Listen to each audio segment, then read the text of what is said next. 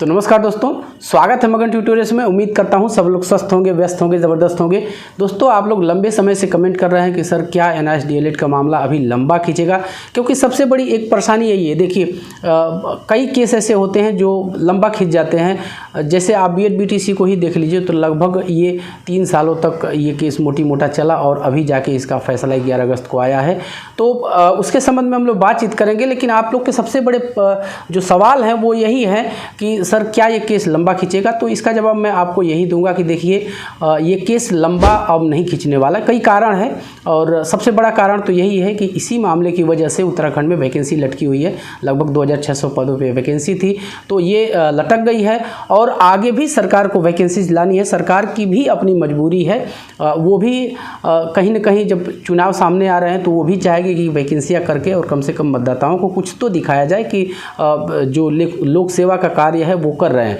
तो लंबा तो नहीं खींचेगा। हाँ, ये ज़रूर है कि डेट लगातार, हमने आपको अपडेट भी दिया इस संबंध में, डेट्स जो है वो लगातार चेंज हो रही है। फिर से डेट चेंज हुई है, इसीलिए मैं आपको ये अपडेट कर रहा हूँ। लेकिन इसके साथ साथ कई चीज़ें, देखिए, आपको बहुत सारे लोग ऐसे मिलेंगे जो कहेंगे कि NIST DLED हार रहा है या बाहर हो रहा है। लेकिन अगर हम नज़दीकी घटनाक्रम को देखें, जो इस समय हाल फिलहाल हुई हैं चीज़ें, उनको यदि हम लोग देखें तो कहीं ना कहीं हमें एक उम्मीद बढ़ेगी। और कुछ प्लस पॉइंट और भी हैं, वो भी मैं आगे चल के आपको बताऊंगा। फिलहाल फिर से नई डेट लग गई है और मैं आपको उसको दिखाना चाहूँगा। और एक बार देख लेते हैं कि ये किसकी बेंच में है, कौन कौन जजेस आपको सुनने वाले हैं इस केस को। तो यहाँ देख सकते हैं डायरी नंबर दिया हुआ है दोस्तों, और यहाँ डायरी नंबर दिया हुआ है, केस की डिटेल है पूरी। आप चाहें तो खुद से भी इसको आप चेक कर सकते हैं और आपको बेशक चेक करना चाहिए। मैं एक चीज़ आपको यहीं पे आपको दिखा भी देता हूँ, जिससे आप खुद भी इन सारी चीज़ों को आसानी से जाके चेक कर सकते हैं और एक अपना व्यू बना सकते हैं। यहाँ आप जब नीचे जाएंगे तो शायद इसमें आया है या नहीं आया है, होगा तो ज़रूर। मैं देख लेता हूँ इसको। यहाँ एडवोकेट्स पैनल दिया हुआ है, शायद नहीं है। जब आप केस स्टेटस पे जाएंगे और जब इसको खोलेंगे आप, तो नीचे आपको एक टैब मिलेगा जजमेंट का। तो इस पे नहीं दिया है तो इसलिए मैं दिखा नहीं पा रहा हूँ, क्षमा कीजिएगा। एक जजमेंट का आपको वहाँ पे टैब मिलेगा और उस टैब को जब आप खोलेंगे तो एक आपके सामने PDF होगी और वो PDF जब आप पढ़ेंगे तो कोर्ट की हाल फिलहाल रजिस्ट्रार के स्तर से या फिर और चीज़ों से जो जजेस ने टीका टिप्पणी की है इस केस के संबंध में, तो आपको वहाँ पे वो सारी चीज़ें मिल जाएंगी। यदि आप पढ़ेंगे उसको तो आपको खुद समझ में आ जाएगा कि केस में क्या आखिर क्या कुछ हो रहा है इस समय सारी। अब ये नेट का ज़माना है और यदि आप थोड़ा सा अवेयर रहते हैं तो आप खुद से भी सारी चीज़ें ढूंढ के और केस की जो वास्तविक स्थिति है उसको आप जान सकते हैं। तो नीचे याद रख लीजिए, नोट कर लीजिए, जजमेंट का एक टैब होगा, वहाँ पे आप जाएंगे तो ये सारी चीज़ें आपको मिल जाएंगी। फिलहाल मैं आपको स्टेटस दिखा देता हूँ और जजेस का जो पैनल है वो भी आप देख लीजिए। यहाँ पे केस नंबर दिया हुआ है, यहाँ पे देख सकते हैं, यहाँ पे केस नंबर दिया हुआ है। प्रेजेंट लास्ट लिस्टेड ये दे रहा है 7 अगस्त को, ये लास्ट टाइम लिस्टेड था। तो जस्टिस कौन से हैं यहाँ पे आप देख लीजिए। Honourable mister justice BR Gavai, honourable mister justice Pamidi Ghantam Sri Narasimha and honourable mister justice Prashant Kumar Mishra. तो ये 3 जजेस की खंडपीठ है जो इस मामले को सुनने वाली है। और इस संबंध में एक चीज़ मैं आपको ये भी बता देता हूँ कि उत्तराखंड सरकार ने अर्जेंसी अपील लगाई हुई है। और जाहिर सी बात है कि जब एक सरकार कहते हैं कि जनता की प्रतिनिधि होती है, तो वो जब इस तरह की अपील करती है तो कहीं ना कहीं इसको कोर्ट जो है वो सीरियसली लेता है। तो आप लोग ये अब मान के चल सकते हैं कि इस मामले की जो इसका डिसीज़न है वो बहुत जल्दी आने जा रहा है। यहाँ पे आप देख लीजिए स्टेटस स्टेज, और यहाँ पे टेंटिवली केस में be listed unlikely to be listed. तो ये 5 सितंबर को फिर से दिखा रहा है कि 5 सितंबर को ये केस लिस्ट होगा। हालांकि मैं आपको यहाँ पे बताना चाहूँगा कि अंतिम जो काज लिस्ट अपलोड होती है उसको एक दिन पहले वो आ जाती है। तो अगर उसमें रहता है ये मामला तो हम ये मान सकते हैं। कई बार, एक बार 22 को, फिर 29 को, अभी फाइनली फिर से ये डेट, अभी बीच में एक हवा उड़ी थी कि 25 अगस्त को ये लिस्ट होगा और 25 को डिसीजन आने जा रहा है। तो ये जान लीजिए सुनवाई में इस केस में कुछ है नहीं। और यहाँ पे मैं आपको कुछ चीज़ें और यहाँ पे दिखाना चाहूँगा जो मेरे नए दोस्त हैं।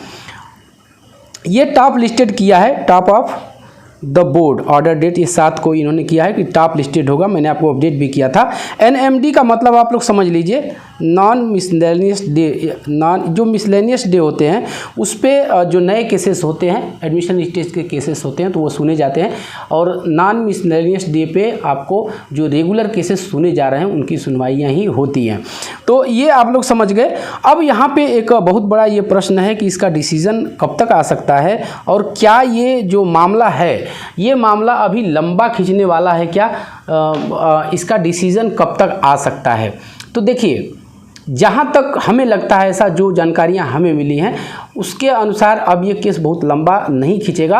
और सुनवाई करने के लिए इसमें देखिए, जब एक निचली अदालत ने ऑलरेडी फैसला दे रखा है तो उसमें सुनवाई के लिए बहुत ज़्यादा स्पेस नहीं होता है। हाँ, ये निश्चित है कि कुछ बातचीत तो होगी, यदि कोई नया पक्ष या उत्तराखंड सरकार को रखना है या बीएड को रखना है या फिर NIST-DLED के बच्चों को रखना है तो वो अपने वकीलों के माध्यम से रखेंगे। यदि 1-2 बार केस इसी तरह से टॉप लिस्टेड हो जाता है तो फिर बारी सीधे डिसीजन की ही आएगी, और आप मान के चलिए कि 1-2 सुनवाइयों में सारी चीज़ें क्लियर हो जाती हैं तो डिसीजन भी इसका आ जाएगा। दूसरा सबसे बड़ा आप लोग का सवाल यही है, मैंने आपसे कहा है कि NIST-DLED के बारे में कुछ प्लस पॉइंट्स हैं, और वो प्लस पॉइंट्स मैं आपको बार बार बताता रहा हूँ। जैसे कि पटना हाई कोर्ट ने NIST-DLED के पक्ष में फैसला दिया, बिहार में NIST-DLED विधिवत वैलिड है 1-5 में। खुद उत्तराखंड सरकार भी हाई कोर्ट गई थी और NIST-DLED के बच्चे गए थे, वहाँ पे नैनीताल हाई कोर्ट ने भी NIST-DLED के बच्चों के पक्ष में ही फैसला दिया था। त्रिपुरा में भी हालांकि पुष्ट नहीं है, लेकिन मेरे किसी एक बच्चे ने ही दोस्त ने ही कमेंट करके बताया था कि त्रिपुरा में भी इस तरह के आर्डर्स हो चुके हैं। हालांकि ये चीज़ें सही हैं।